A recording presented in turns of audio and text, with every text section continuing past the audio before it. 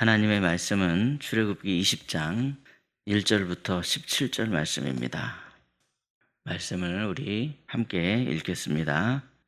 하나님이 이 모든 말씀으로 말씀하여 이르시되 나는 너를 애굽 땅 종되었던 집에서 인도하여 낸 내 하나님 여호와니라. 너는 나 외에는 다른 신들을 내게 두지 말라. 너를 위하여 새긴 우상을 만들지 말고 또 위로 하늘에 있는 것이나 아래로 땅에 있는 것이나 땅 아래 물속에 있는 것에 어떤 형상도 만들지 말며 그것들에게 절하지 말며 그것들을 섬기지 말라. 나 내 하나님 여호와는 질투하는 하나님인즉 나를 미워하는 자의 죄를 갚되 아버지로부터 아들에게로 3, 4대까지 이르게 하거니와 나를 사랑하고 내 계명을 지키는 자에게는 1000대까지 은혜를 베푸느니라. 너는 내 하나님 여호와의 명령을 망령되게 부르지 말라. 여호와는 그의 이름을 망령되게 부르는 자를 죄 없다 하지 아니하리라. 안식일을 기억하여 거룩하게 지키라. 엿새 동안은 힘써 내 모든 일을 행할 것이나 일곱째 날은 내 하나님 여호와의 안식일인즉 너나 내 아들이나 내 딸이나 내 남종이나 내 여종이나 내 가축이나 내 문 안에 머무는 객이라도 아무 일도 하지 말라. 이는 엿새 동안에 나 여호와가 하늘과 땅과 바다와 그 가운데 모든 것을 만들고 일곱째 날에 쉬었음이라. 그러므로 나 여호와가 안식일을 복되게 하여 그 날을 거룩하게 하였느니라. 네 부모를 공경하라. 그리하면 네 하나님 여호와가 내게 준 땅에서 네 생명이 길리라. 살인하지 말라. 간음하지 말라. 도둑질하지 말라. 내 이웃에 대하여 거짓 증거하지 말라. 내 이웃의 집을 탐내지 말라. 내 이웃의 아내나 그의 남종이나 그의 여종이나 그의 소나 그의 낙이나 물은 내 이웃의 소유를 탐내지 말라. 아멘. 오늘도 이른 아침에 하나님의 은혜를 사모하고 말씀을 사모하여 주님 전에 나오신 사랑하는 여러분에게 하나님이 날마다 지켜주시는 은혜와 평강이 함께 하시기를 예수님의 이름으로 축복합니다. 예전에 제가 아는 집사님은 병원에 수술하고 입원해 하셨던 적이 있는데 신방을 갔더니 그러는 거예요. 퇴원하면 여행 가고 싶어요. 목사님, 저 퇴원하면 여행 갈래요. 그렇게 이야기를 하더라고요. 수능을 마친 학생한테 너 지금 이제 수능 잘 마쳤는데 뭐 할래? 이렇게 물으면 목사님, 이제 저는 좀 쉬고 싶어요. 완전히 쉬고 싶어요. 그렇게 이야기를 합니다. 이처럼 우리는 종종 이 자유를 하고 싶은 것을 마음대로 하는 게 자유다. 그렇게 생각을 하죠. 하지만 성경은 우리에게 좀 다른 이야기를 들려줍니다. 이스라엘 백성은 애굽으로부터 해방되었습니다. 자유를 얻게 되었습니다. 이제 더 이상 이들은 노예가 아닙니다. 그러나 하나님께서는 그들을 곧바로 가나안으로 들이지 않으십니다. 그들을 광야로 인도하십니다. 그리고 그 광야 한가운데에서 가장 먼저 주신 것이 있습니다. 그것이 바로 무기도 아니고 또 재산도 아니고 땅도 아닙니다. 이들에게 가장 먼저 준 것은 바로 말씀이었습니다. 말씀을 가장 먼저 주셨습니다. 과연 왜 그랬을까요? 자유는 얻는 것보다도 더 중요한 게 뭐냐면 지키는 것이 중요하기 때문에 그렇습니다. 자유는 얻는 것도 중요하지만 그 자유를 지키는 게 중요하다. 그래서 이들에게 말씀을 주신 것이죠. 오늘 우리가 읽은 십계명은 자유를 뺏기 위한 규칙이 아닙니다. 우리는 흔히 어떤 규칙을 딱 정해놓으면 자유를 뺐네 이렇게 생각을 하는데 하나님께서 이러한 말씀을 주신 이유는 절대로 자유를 뺏기 위해서 그런 게 아니라 오히려 자유를 잃지 않도록 사랑의 하나님께서 이들에게 말씀을 주셨더라는 거죠. 오늘 본문을 통해서 하나님께 자유를 얻은 백성이 어떻게 하기를 하나님이 원하시는가, 그것을 우리가 함께 은혜를 나누고자 합니다. 첫째로 하나님께서는 말씀을 통해서 참된 자유는 예배를 통해 시작된다. 그것을 가르쳐 줍니다. 본문 2절을 보면 십계명은 이렇게 시작이 되고 있죠. 우리 다시 한번 2절 말씀 읽겠습니다. 시작. 나는 너를 애굽 땅 종되었던 집에서 인도하여 낸 내 하나님 여호와니라. 아멘. 그러면서 3절도 읽겠습니다. 시작. 너는 나 외에는 다른 신들을 내게 두지 말라. 아멘. 예. 여기 지금 말씀의 순서를 잘 보십시오. 2절에 보니까 지키라 이걸 먼저 말씀한 게 아니라 나는 너를 구원하려고 너를 인도해낸 너의 하나님이다. 이걸 지금 먼저 말씀하는 겁니다. 하나님께서는 그러니까 지금 은혜가 먼저라는 겁니다. 은혜가 먼저다. 이처럼 계명은 은혜 받은 사람이 지킬 수 있는 겁니다. 그 은혜를 깨달은 사람이 그 하나님의 말씀을 지킬 수 있다라고 하는 것을 지금 우리에게 가르쳐 주죠. 다시 말해서 십계명은 우리가 구원을 얻기 위한 조건이 아닙니다. 구원받은 사람이 은혜로 행할 수 있는 것이죠. 그래서 하나님께서 말씀하시는 첫 번째 계명은 바로 예배입니다. 예배. 왜냐하면 하나님께서 누구보다 우리 사람을 잘 알고 계시기 때문에 지금 나를 만나자라고 말씀하는 겁니다. 하나님은 우리의 연약함을 아십니다. 우리가 그냥 하나님을 만나지 않고 멀리 떨어지면 자유를 지킬 수 있는 능력이 없다라는 사실을 잘 알고 있기 때문에 자유를 지키기 위해서는 나를 항상 만나야 되고 나를 통해 너희들이 은혜를 받아야 돼. 이렇게 지금 말씀하신 하나님입니다. 사람은 피조물로서 당연히 창조주이신 하나님을 예배해야 되는데 하나님을 예배하지 않으면 반드시 엉뚱한 걸 숭배하는 그런 존재가 되어버리더라는 것이죠. 그래서 때때로 사람들은 물질의 힘을 예배하기도 하고 때로는 어떤 성공의 힘을 예배하기도 하고 때로는 사람의 인정과 명예의 힘을 예배하기도 하는 그런 잘못된 모습을 보이더라는 겁니다. 사람은 자기가 스스로 인생의 주인이라는 착각을 하면서 그래서 자기가 막 내가 모든 것을 할 수 있다 이렇게 생각할 때가 많지만 그런데 만약에 하나님께서 만드신 여기 이 인간이라는 존재의 중심에 하나님이 계시지 않으면 그때는 엉뚱한 것들이 그 중심을 채우고 있는 것을 보게 됩니다. 하나님이 오셔야 된다는 겁니다. 하나님이 만드신 그 피조물의 중심에 하나님이 오셔서 여기에 딱 계셔야 된다는 거예요. 그러지 않으면 엉뚱한 것들이 자꾸 들어옵니다. 그래서 거기를 차지하려고 하죠.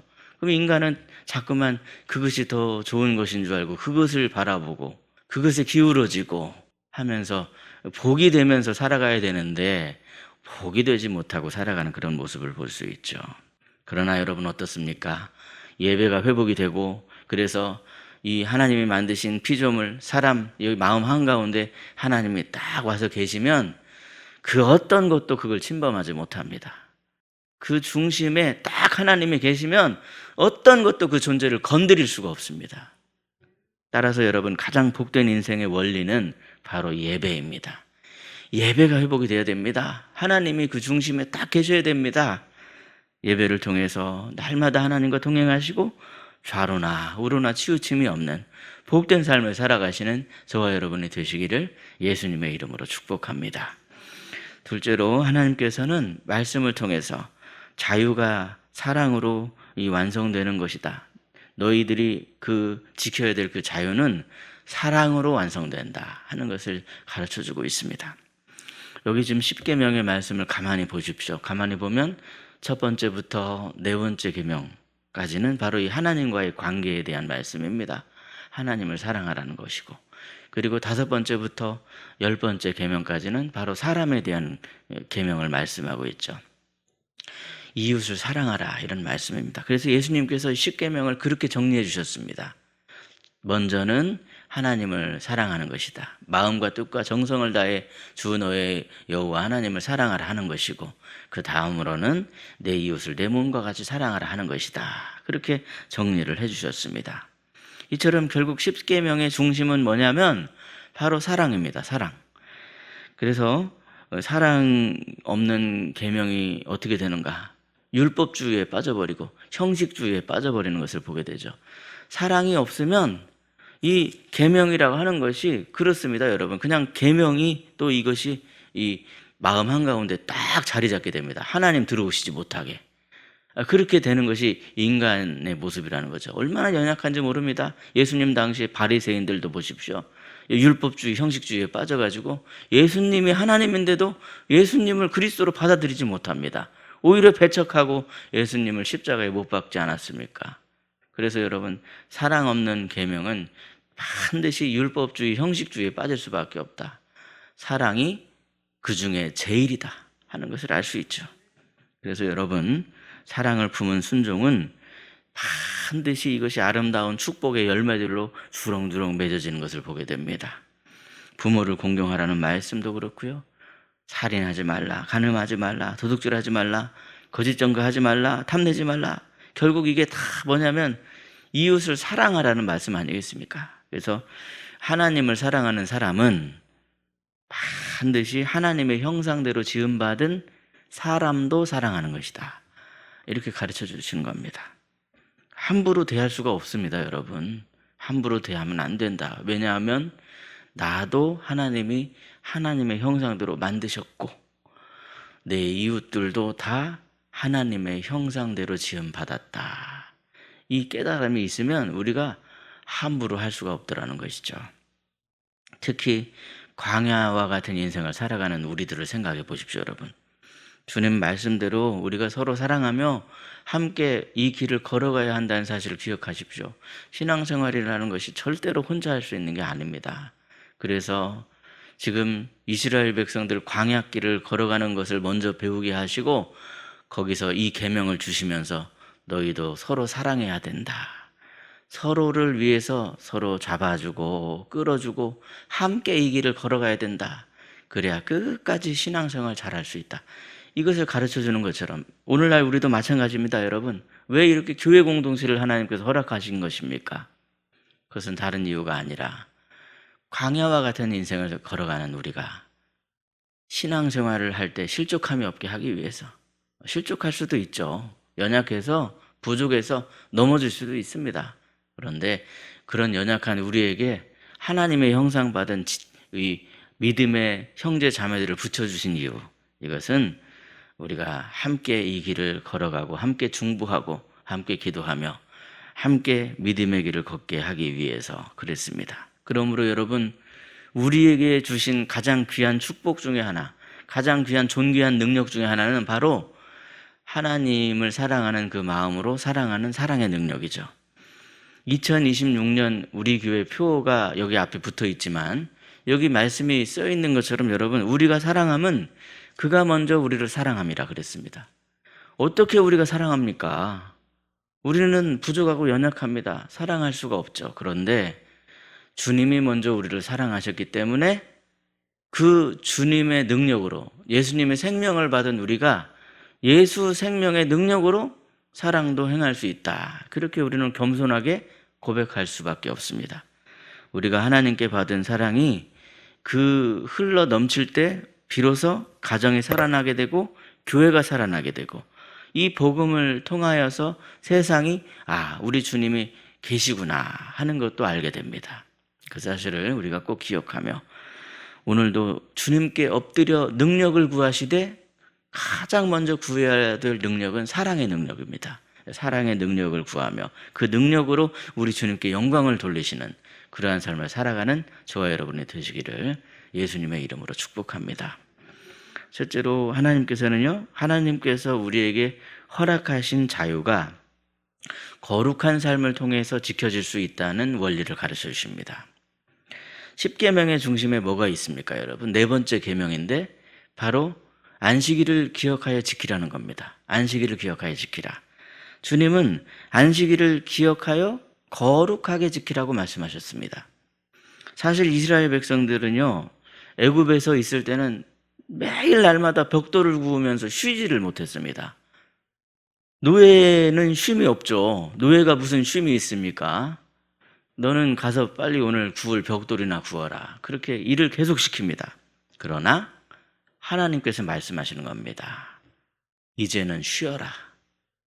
이제는 쉬어라. 그러는 겁니다. 이것은 단순히 그냥 하루 쉬어라 하는 그런 명령이 아니죠. 이제는 애굽의 시간이 아니라 하나님의 시간으로 살아라 하는 초청입니다. 초대를 하고 있습니다.